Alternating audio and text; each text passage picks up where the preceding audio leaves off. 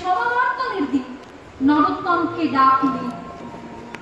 নরোত্তম, আজকে তোমার এখানে শিক্ষালাভ সম্পূর্ণ।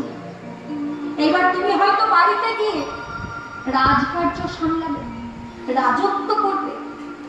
কিন্তু শোনো নরোত্তম, যাবার আগে আমি তোমাকে একটা কথা জানিয়ে দিতে চাই।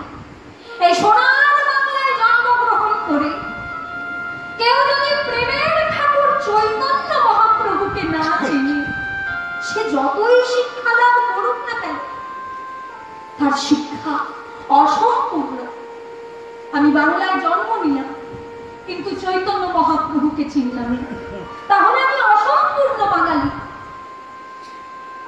নরোত্তম, যার 4টি বেদ জানা, 6টি দর্শন জানা, অথচ গৌরাঙ্গ মহাপ্রভুকে চেনে না, তার কি হবে জানো? 4